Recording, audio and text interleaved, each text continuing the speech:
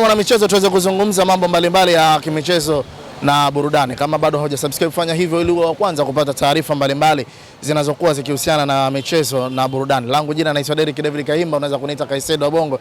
That is my name. Mimi niko hapa na kwenda kuzungumza na William ya Simba. Unajua ni kitu gani ambacho tunakwenda kukizungumza?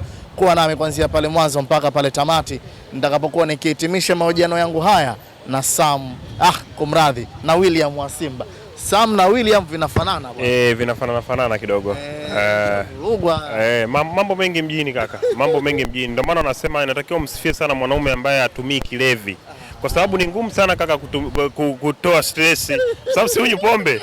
Ni ngumu sana kutoa stress ndugu yangu. Kwa hiyo lazima tuwape heshima wanaume ambao hawatumii pombe pia. Bwana, tuanzie hapa mwanangu. Mjadala kidogo umekuwa mzito kwenye mitandao ya kijamii. Zile bilioni 1 ndugu zangu, watu wanauliza majirani ziko wapi? Wachezaji wamepewa walizoahidiwa?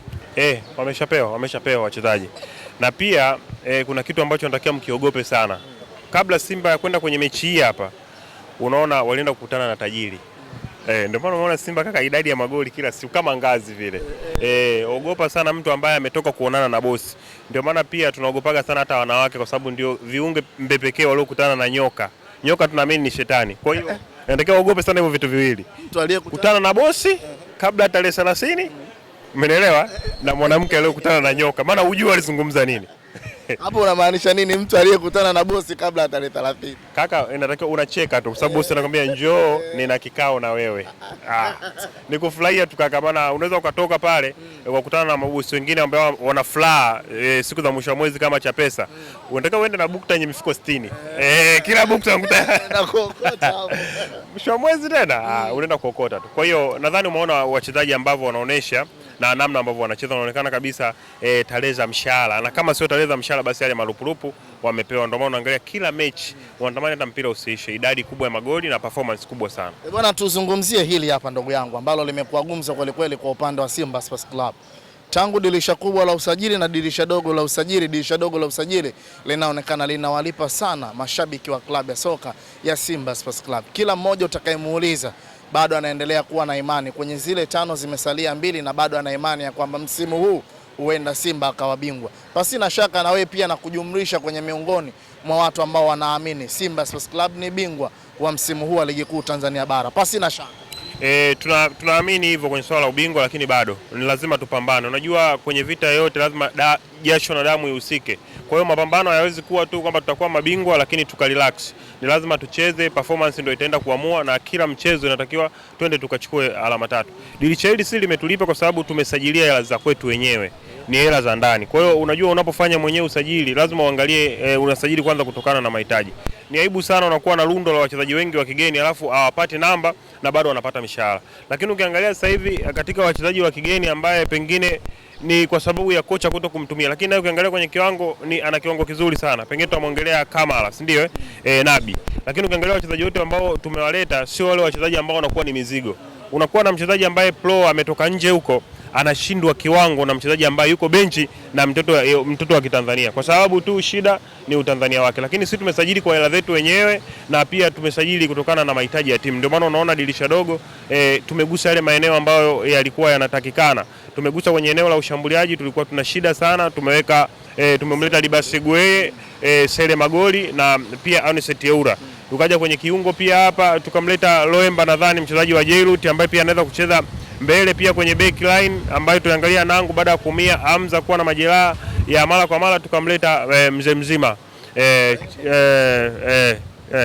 kazi anapaka nani hapa yule ni Toure wanasema ni beki na mbele, yani anaweza kufunga kwa utulivu kuliko hata striker, pia anaweza kulinda kwa utulivu. Kwa hiyo ukiangalia kwenye dirisha hili la usajili dogo ndio limetulipa sana. Sasa hivi ukikaa huko mtaani ile neno la mai wetu sasa hivi limefutika ile neno tunamtaka mai wetu au wametuacha jamaa. Wanatuacha bila talaka.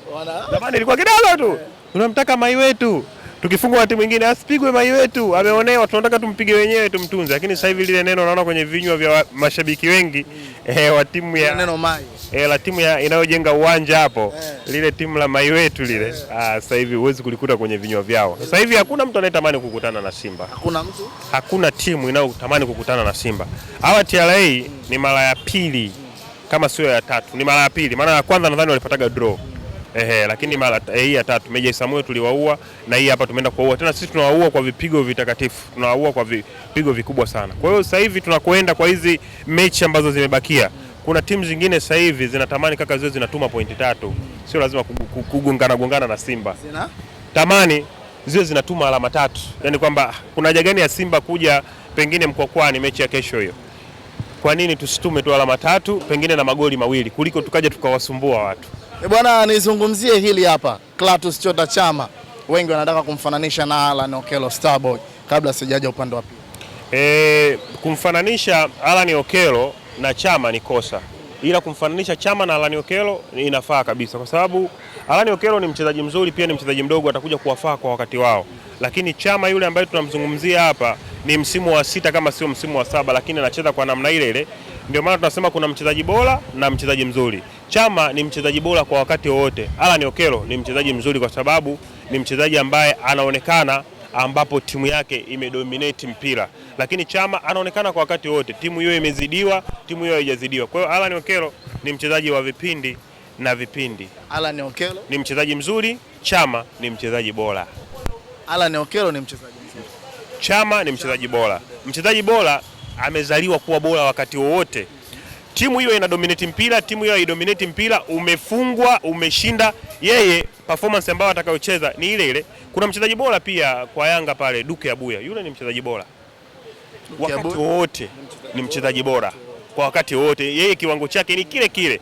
Alan ni mchezaji mzuri kwa sababu anaonekana ambako timu aidha timu ya Yanga imedominate sana mpira, ndio anaonekana. Ukiangalia kwenye mechi ngumu zote Alan Okello anakuwa haonekani. Kwenye mechi ile ya dabi Simba na Yanga, Alan Okello alionekana kwenye ile chenga tu alompiga Lushendo Roko, ndio watu wakaikata hiyo, lakini nini alisaidia timu yake. Lakini Chama tunaona ni mchezaji bora kwa sababu anayabeba yale matokeo ya uwanjani na kuyapeleka kwenye timu, kwamba jamani, chukueni alama 3 hizi, mguu wangu ndio unaenda unaamua alama 3. Kwa hiyo hapo kuna mchezaji bora na mchezaji mzuri. Bwana, kesho kuna mchezo wa ligi kuu Tanzania bara, mnyama Simba na Nguruma dhidi ya Wagosi wa Kaya Coastal Union.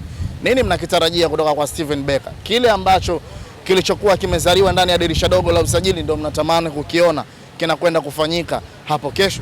Sasa hivi sisi hatuangalie nyuma wala tumwangalie mpinzani nini amefanya, kwa sababu tulishawahi kumtukana Mamba tukaja tukashindwa pia kuvuka mto. Mlimtukana Mamba na hatukuweza kuvuka mto. Kipindi gani? Kipindi kile ambacho Yanga ana draw, sisi tukawa tunamcheka kabla ya sisi mechi yetu kwenda kuikabili. Tulikuwa tunaamini tabasamu linaweza likatuvusha kuliko upambanaji. Hatukwenda kupambana vizuri, tukaja tukadraw na hawa wa TRA. Tukaja tukadraw na Pamba Jiji. Wakati huo Yanga naye ametoka kudraw. Kwa hiyo kama zile point sisi tungeenda kuzibeba, mpaka sasa hivi Simba tungekuwa kileleni.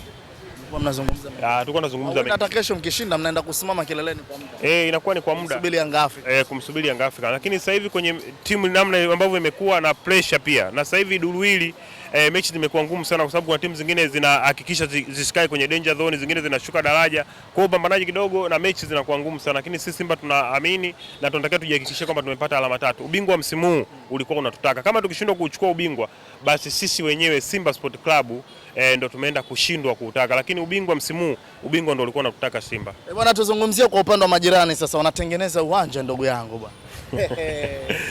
Ukisikia uwanja mkubwa, uwanja utakao kwenda kuchezewa fainali ya michuano ya Champions League, mimi nanukuu kama alivyozungumza Engineer Hersi Said, ni uwanja wa klabu ya soka Yanga Afrika. Sina shaka na Yanga kujenga kiwanja. Hauna shaka na Yanga kujenga kiwanja? Naamini kinakwenda kujengwa. Ninaamini kinaenda kujengwa. Shida ni kwamba ule mto uliopita pale Jangwani ni mto Msimbazi.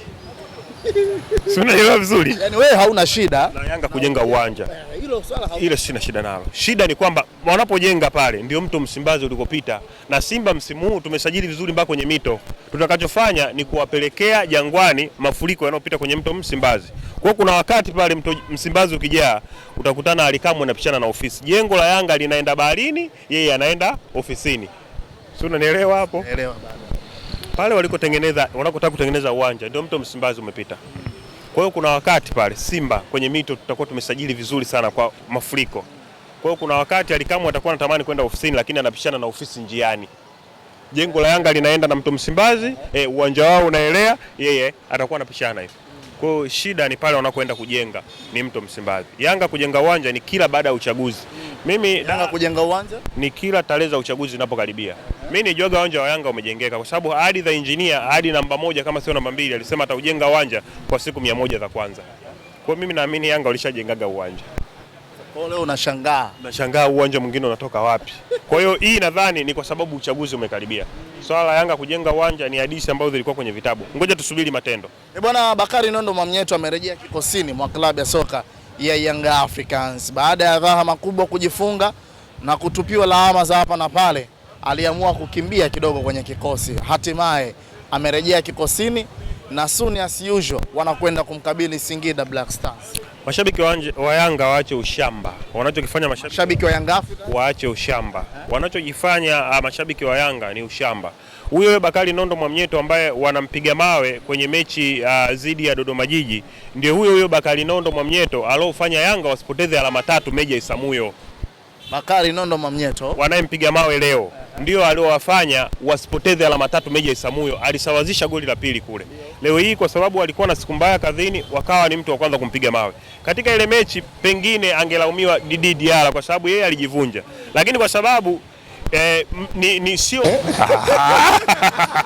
Makonda wewe mchakato wako kufanya Mtanzania hawai. Nimeona nyota wengi sana ambao ni wazuri. Pia kocha ameomba msamaha.